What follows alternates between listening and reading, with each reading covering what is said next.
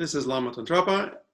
Welcome to the Secrets of Qigong Masters, the talk show brought to you by Academy of Qidao, the first and only school in the world offering professional training in Tai Chi and Qigong coaching. To find out about the programs offered by Academy of Qidao and to learn how you too can become a certified Tai Chi or Qigong coach, please go to qigongcoaching.com.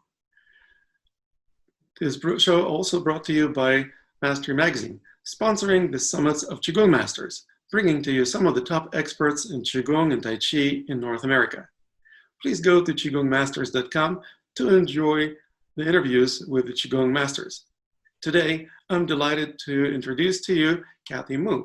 She is the Qigong Master and the founder of Pure Beautiful Healing Foundation. And today, we are going to be discovering her ways of addressing the coronavirus pandemic and how to boost our resilience and optimize our immunity. Thank you so much, Cathy, for joining us today. Thank you, Lama. It's a great pleasure to see you again. If you don't mind, I would like to jump right into exploration of your unique ways of working with the current situation. Obviously, the pandemic must have changed our lifestyles and influenced our ways of dealing with a lot of things in our lives. Now, how do you handle and how do you teach your students handle the lifestyle changes that have been imposed on recently? Yes, well, we have been blessed with powerful Qigong practices to begin with. At this very special time, it is more important than ever to have a strong set of physical, mental, emotional, and spiritual practices. So we can strengthen our immunity, have less fear, strengthen our lungs and large intestine that are most vulnerable to the virus. And we can connect with the divine so we know we have the divine on our back and we don't fall into anxiety, fear, and even depression. Right. And what are the ways that you do that? We have different practices. For example, one of our advanced practices is called divine protection via celestial shield practice. So our students are bestowed with the celestial shield and they practice every day to nurture and grow their celestial shield. We have different Qigong practices for each and every of our 5 organ systems. So, for fear, for example, we have the kidneys and bladder system Qigong, because a weakened kidney and bladder system naturally is reflected with lack of confidence and a lot of fear. I know in the modern time, we often separate the body from the emotions. Each and every emotion can be paired with a vital organ system. So that's what I emphasize to my students. Unfortunately, we are all restricted and nobody likes to be restricted, right? But fortunately, we have more time now. In the past, in the normal time, the problem was people didn't have time to practice no matter how much they love the practice. Now we don't have to commute. We eliminate a lot of the social time, right? And now we can really focus on things that are very, very good for our body, mind, and soul. Well, what would be the example of those things that are particularly good for our mind, body, and soul? First of all, we work on the related emotions. So some people it's fear, some people it's anxiety, and others it's depression. When we are being challenged, when we have to all of a sudden stay home without warning. Like yesterday we were working fine and we receive an order in the email and tomorrow you cannot go to the office, right? You cannot leave your house, other than essential stuff. It was very sudden. It was hard for everyone, no matter how resilient one can be. The inconvenience, to say the least, was not something people enjoy. So we have to look at our emotions honestly and recognize our body and mind. What are we experiencing? What are we feeling? And remind ourselves, things happen, bad things happen, good things happen in life. That's part of life. And we are not, infectious disease experts. But what we can do is to practice what we know are powerful practices and practice more regularly and have confidence that our body would be strong enough to face any challenges, including infectious viruses. And so you mentioned the practices that included both Qigong, which is working with the energy field around your body, right, and also Degong, which is working with the internal energies and empowering internal organs and systems of the body. Some people in our field go really gung-ho about Degong, and they feel like, oh, that's the best thing since sliced bread. They try to just focus on Degong exclusively. And how do you find a balance or the sweet spot, so to speak, between the Qigong and Degong? Well, our practices have always been very comprehensive. We don't even use those words per se to differentiate Degong from Qigong.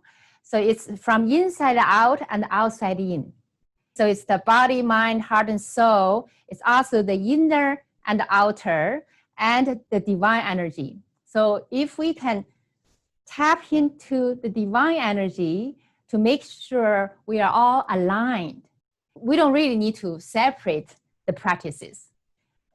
I always tell my students, Qigong is not about some sets of movements.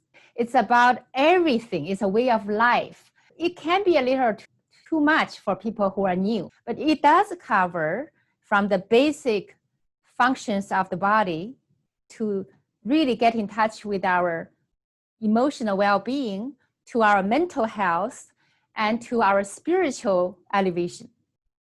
I mean, I don't know, either Degong or Qigong cover that. I guess that would be Qigong. But to me, it's all Qigong. It's all part of Qigong. Yes. Right. Well, let me ask you this. How do you teach and practice enhancing your ability to be resilient in the face of emotional and psychological challenges? I teach online now. It's the only way, right? I teach online through Zoom, and I also do remote healing work for my students. So they get the teaching via videos, yes, and they also get my energy healing transmission remotely. So what exactly do you do to handle the physical and emotional aspects of this pandemic? Other than practicing Qigong, we of course observe, social distancing. When not, we want to respect what the public expect everybody to do. We encourage our students and our friends and neighbors to eat well. It's more important to eat totally healthy now than ever before. Sleep enough and sleep well in terms of quality of sleep. Most people who didn't survive the pandemic were older people because their immune systems are down, right? And also some doctors, primarily because number one, they are exposed to the virus a lot more than the rest of us. And number two, they have very little sleep and they don't have the luxury of eating well. So my hat's off to them. Well, you mentioned immune system. Do you have any particular Qigong practices? Perhaps you could share some with us today that would facilitate or boost immunity? Yes. For this particular pandemic, it's very important that our lungs are very strong and very clean. So we do have a practice called strengthening and healing the lungs system. In Chinese medicine, it's not just some organs, it's the whole system, right? So the lung system includes the lungs, large intestine, and our skin.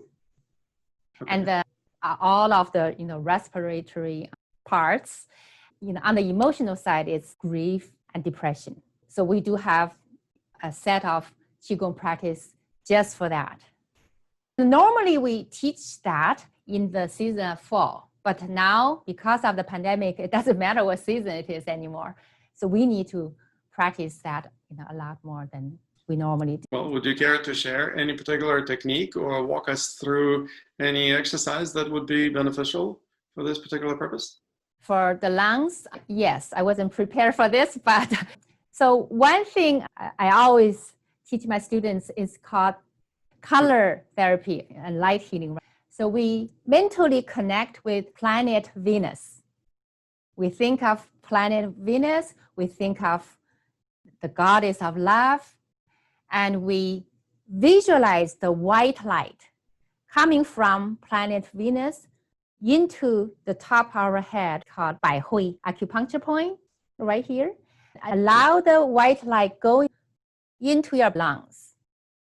So that's one thing we do, and which has been pretty miraculous in terms of its healing effect. A lot of people who are clairvoyant can see the white light. Even when I don't verbalize it, the power of the white light is very healing and very nurturing. It doesn't stop at the lungs, it goes into your large intestine, which is a huge organ, right? So help us cleanse it and then nourish it. And then goes down to the feet and out through the toes into Mother Earth to transform any negative energy into positive energy. Wonderful. Yes. That sounds like a pretty straightforward and easy kind of cleansing exercise. Just imagining that you are receiving a shower, except it's the energy shower coming from planet Venus. Absolutely, yeah. And you're cleansing yourself not only on outside, but also on inside. Right, right. And that's also a wonderful way to connect with the higher dimension. So we are not just on Earth anymore, we are constantly connected with the upper dimension and other planets. And speaking of higher dimensions, would you share with us any spiritual ways of addressing the current situation? What are the spiritual lessons that perhaps we could learn from this current situation? In the past, when we talk about we are all one, some people didn't necessarily agree, right? What do you mean? I am me, you are you, right? People were very separate. And it took a lot of convincing for somebody who was not quite into spiritual practices to see the point of oneness. Now with this virus, it's so easy to see we are one because it's contagious. I am healthy. Even if I get it, I probably will be okay. It doesn't mean I should be reckless and run around because I may be exposed to an older person or somebody who has health issues, right? So we now realize what oneness means. It's like your own body. When your little finger hurts, your heart and your nerve system certainly feel that. So, it's a good teaching opportunity as well and a learning opportunity. Another thing is we are all equal. The virus doesn't know your color, doesn't know your race, doesn't know your gender, doesn't know your socioeconomic status, right? I mean, there's no differentiation. That's an interesting lesson to learn. You can tell if you're young or old, probably depending on your status of immune system, but other than that, you're right. There may also be some degree of disproportionate impact that some people, for example, who are either prone to illness already, or the diet, for example, is relatively poor, maybe because of the poor socioeconomic status, also may be more susceptible. And of course, there are people who just can't get away from others.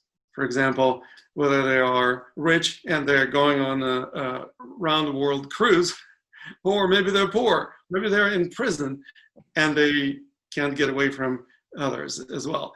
So there are some intricacies, but I think you're quite right about the general equalizer effect this particular pandemic on most of us. The difference is how we react to it, right? In terms of age and your health conditions, how we reacted. I was saying the viruses don't have an eye, like, oh, I want to come to you, I want to come to her, right? So in that sense, we are equally exposed. And another spiritual lesson would be to respect all lives. A lot of us, a lot of our brothers and sisters might think we as humans, we are superior to animals, for example. Now, with this, we see the importance of respecting animals' lives as well. Yeah, the animals are the ones who are having the last laugh. I know. I mean, I have seen a lot of videos where, we are being locked down and the animals are running around on the streets and having a party. But it's a wake-up call, indeed, and how we treat our animals when it comes to food, especially. And I would also say that perhaps there is the importance of clean environment that is not only emphasized, but actually kind of by default, we experience cleaner air and cleaner water at this point in time because there is much less travel, much less pollution. The industry is not working full time. The cars are not polluting as much. They're still polluting to some extent, but I've seen pictures of big cities like Los Angeles with perfectly clear skyline. The canals of Venice, where there's actual clear water all of a sudden, and you can even see fish swimming. Well, I don't know about San Francisco Bay. Yes. It's kind of hard to imagine it being particularly clean, but I can imagine in general the Bay Area where you are located probably experiences less pollution at this point in time. Oh, yes. The air is super clean. When you take a walk outside, it's unbelievable. You can feel the difference. Right. And so maybe now this is going to be a wake-up call for us humans also to see how important it is to maintain Mother Earth in a clean and beautiful state. And that's why I like the title of your foundation, a Pure, Beautiful Healing Foundation, because that's what we do. We keep the earth pure and beautiful. Yes. It'll be heaven on earth. Exactly. And nobody says that heaven is going to be particularly pleasant. So even if we're living in heaven on earth, there may still be some room for improvement. So on this note, let me ask you if you have any words of wisdom or suggestions for our viewers that you would like to wrap up our interview with. Absolutely. We keep saying social distancing, and that has put a lot of people into isolation and depression. To me, the better way of putting it is physical distancing. We have to stop the virus from spreading. But socially, we should be more connected. If we look at history, this is probably a better time to have the pandemic than in the past when we didn't have so much social media. Not too long ago. Now we have all kinds of platforms we can utilize for a positive reason. And, we had a lot of studies about the negative effects of social media. Now we can look at on the other side. We can support each other. We can email, message each other, just so our friends and our students, our community members don't feel so lonely. And in my personal experience, we also extended financial support to doctors who were short of PPE. We donated money to buy high quality masks and other gears for our doctors, nurses, and other health professionals, not only to the hospitals in the Bay Area, but also to New York and other states. So that's another opportunity for us to become more altruistic. So it's no longer about anyone's ego or about promoting your work or your company or even your cause. People gather together, not physically, but socially, remotely, to do one thing together. That's very beautiful. At the beginning of the pandemic, a lot of people run to the stores to buy things excessively. And some people didn't really care if the person behind me would wind up having nothing. I just want to grab everything. So that showed the unpleasant side of human nature because of the scarcity. If I don't buy enough, I won't have enough for my family. We stop thinking about our neighbor's family. But a little later during the pandemic, more beautiful sides of humanity came out, and we got together. If you don't have toilet paper, I'll give you some. If you don't have enough, rice or vegetables, I have some. But also for our doctors and nurses, which we didn't feel that connected before. It was kind of us and them, right? And people didn't have a lot of compassion for doctors, for example, simply because they appear to be more superior with higher socioeconomic status. Now we have a lot more compassion for them because they are fighting the COVID-19 for us, risking their own lives and their families' lives. So they are sacrificing a lot. And we become more, in love with our medical professionals. And people are doing different things to support them. So I think that's a beautiful thing to show we are one, we are together. Well, I would say that it would be fantastic if we could share with the medical professionals, such as doctors and nurses, also some of our practices that potentially absolutely would help them increase their vitality and resilience. Yes. So that they would be able to benefit from these practices and perhaps expand their scope of practice a little bit outside of just the stereotypical Western medical practices. Actually, I often have medical doctors as students who are open enough to come to learn Qigong. And as a matter of fact, last year when we had the World Qigong and Tai Chi Day, we held the event at San Francisco General Hospital. Oh, I see. So a lot of people there, doctors, nurses, patients, all came into the place we were teaching. So people are becoming more and more open and willing to learn. I mean, in the East, Qigong was considered a medical system. At least part of the medical system used to be the medical system. Now it's one of the three, the Western medicine, traditional Chinese medicine, and Qigong.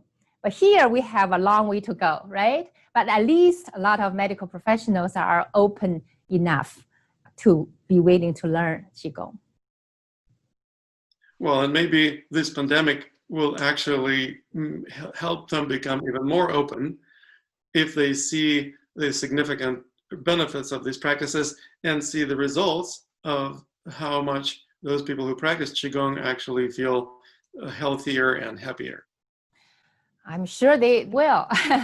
As a matter of fact, even though they might not talk about Qigong per se, some doctors are already practicing mindful practices and gratitude practices along with their staff and the patients.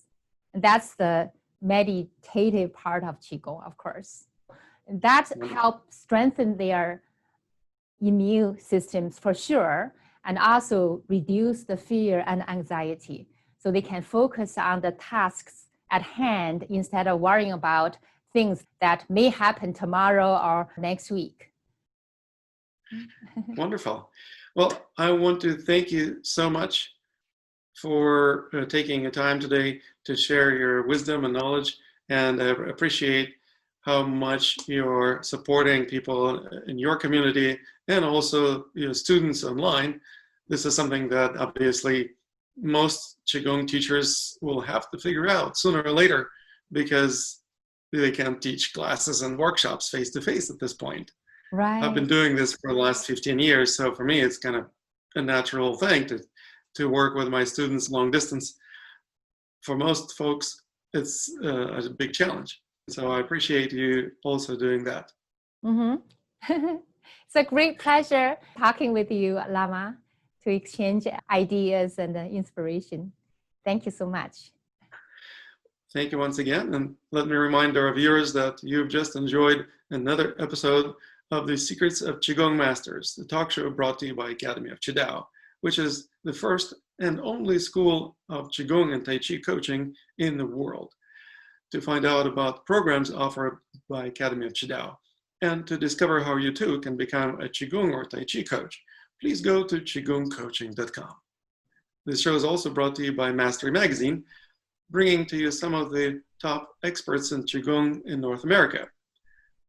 Please go to qigongmasters.com to enjoy the most recent summit of Qigong Masters.